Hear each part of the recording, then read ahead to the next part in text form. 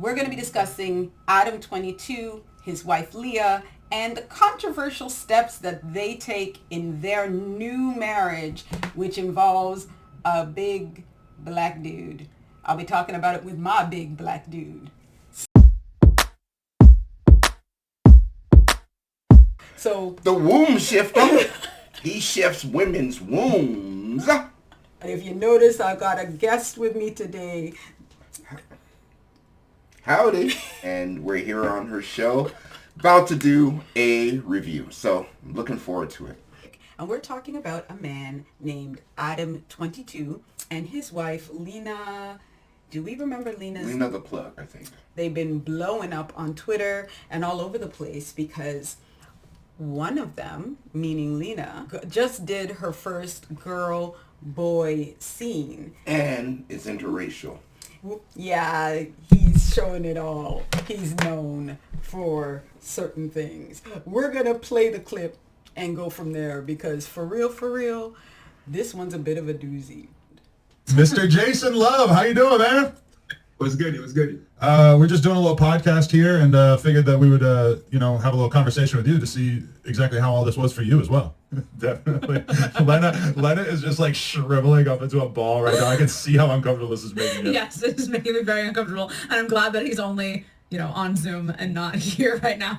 All the blog sites, all the big personalities, DJ Academics for some of you that follow, he did it. He had a segment. He's got a couple million followers, but whatever the case is, this is big news, and they're all asking the question, is Adam22 a cock? I just want to get your thoughts on that, and if how people should think about that in the context of me being, the silent third party in all this. Well, I don't know. Like, if you look at it in a business aspect, then basically it was just a job, She's high up in her ranks. I'm high up in my ranks. Us two together, obviously, we make the most amounts of money. So it's not so much being a cook. If you're comfortable with it, y'all communicated with her. Obviously, she said y'all did. So it's not really a cook situation. It's more of like two people coming and making an understanding. Yeah. So if you're cool with it, then, it is what it is. Me personally, I don't know if I have enough in me to allow it. And that I find interesting, considering all three of them are involved with the adult industry. Mm-hmm.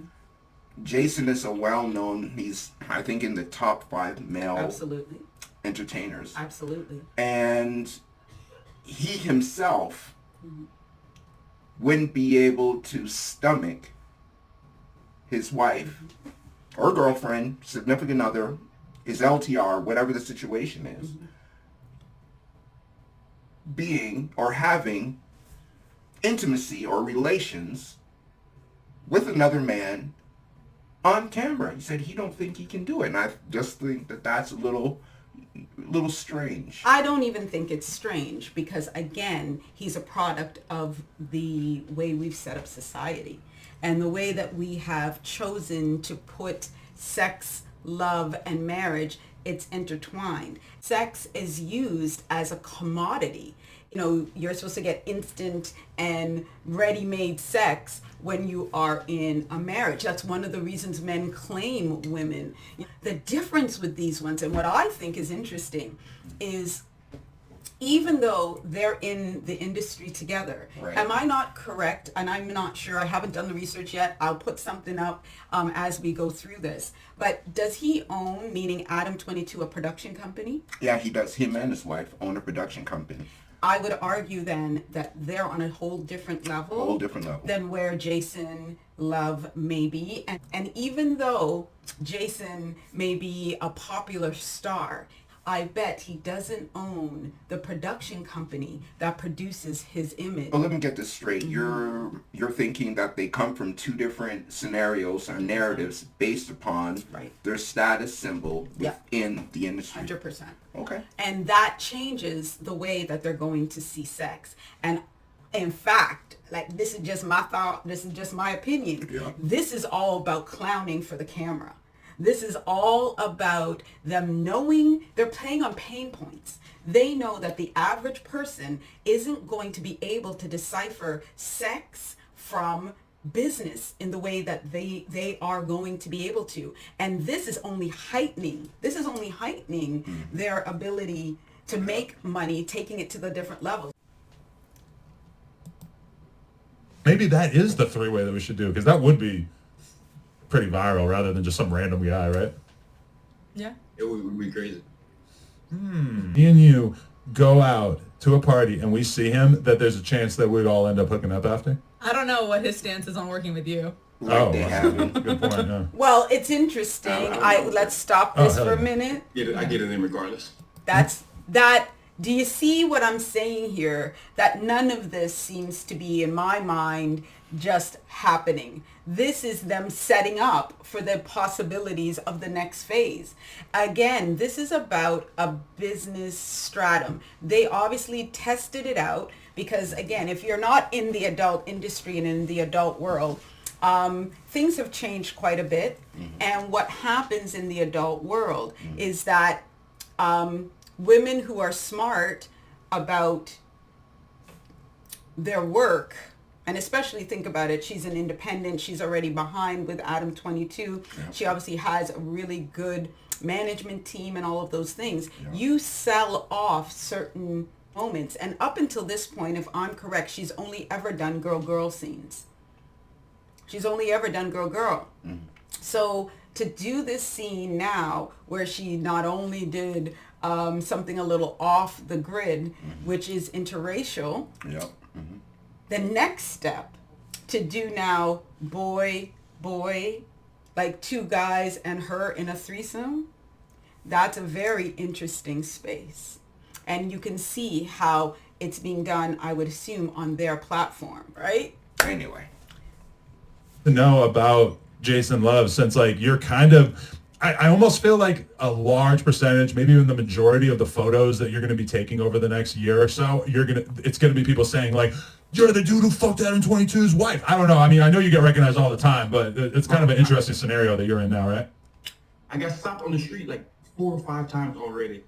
Normally it's just to talk to me about me, but then it was like, oh, yo, no jumper wife. I'm like, again, I have to stop it here. This bothers me on a lot of levels because why does it bother you? For him, for Jason Love, okay. Because I feel again that he is being exploited. He's feeling good because he got to like sleep with the manna from heaven, you know, the white snowflake. Even though he has a claim to fame on his own, it's built off of hers. And you know, our sexuality as Black people is used. It's used. It's a commodity that this cis white male still sits at the top of the totem pole and has the nerve to say it. He said it blatantly here. Now that you're going to be known as the man who got to my wife. Yeah, I get your point. I'm not here to dispute that. But also, Adam22 is also in pop culture. So that's what I'm saying. He's going to have... Yes, and that's my point. I'm talking that Jason Love now is going to be up the level because he's a part of pop culture. He is one of the biggest Black porn stars. He's now up the level because he's been with his wife. So again, it's an interesting thing. It's not that he slept with Lena for her things and for her performance. It's that she is his wife. So the commodification is on both sides of this. It's not just him, it's her. And we still hold up the cis white man as the way this goes. It's still his production company. Yeah. Granted, even if she's involved in it. Well, I think they're owners. I think they're co-owners. Even if they're co-owners, he's still what's the pub there. She kind of is second in demand. Do you get what I'm saying? Everybody's tuning in for his show. And she's too being claimed by him and being his wife. And that's been the common thread that I've picked up. And I see the laughing and the joking, and they're all in it together. But I think it's something to be pointed out, the way that we sit in the system. It's the way the system works. And I just want to bring that front and center. I mean, 7 years in this relationship, Never look at a guy, dance with a guy, text back with a guy, nothing. And then I'm having sex with a guy. You know, it's just a lot to process. I've been conditioned to believe it's cheating.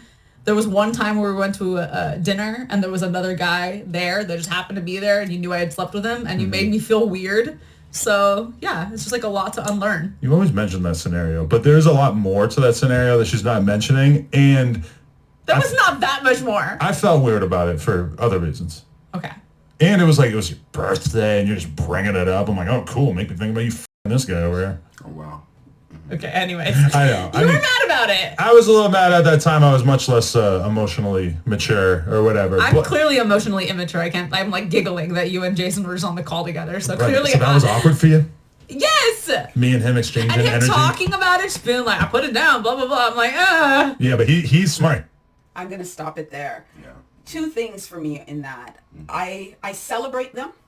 I really do celebrate them because one of the things they're demonstrating that I think is so important is there's self-awareness of how uncomfortable it is. That I think that all couples really can learn from that because I think a lot of the time we go through things and we don't identify. I mean, this is an obvious thing. Like, it's obvious. But they're willing to sit down together and say, I was uncomfortable in it. This feels icky some of the time, or vulnerable moment. It's vulnerable, yeah. Like, they're willing to both recognize it, and they seem to have gone in knowing that it was going to be a vulnerable moment. And I think that's something we all can learn from, because so many of us, don't talk to our partners about those things that bother us in this way, and identify how we feel, like how scared we are or how uncomfortable it makes us. And again, they're in a very different scenario, but I think that's a gem that we can all take and almost put into our own relationships. That is about an emotional maturity that truly creates connection. Right. And if you're in any relationship, that's a key, is staying aware of what you individually are feeling and how that may be showing up with your partner. What did you think?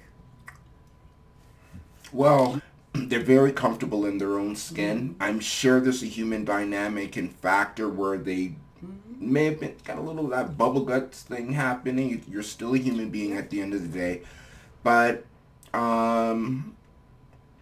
I don't know. I just find it very interesting because I usually find the most insecure people are involved with some of the most risque fetishization of whatever their imagination is. The average person gets married and lives in that reality of monogamy, and that, they're never going to be doing porn star sex.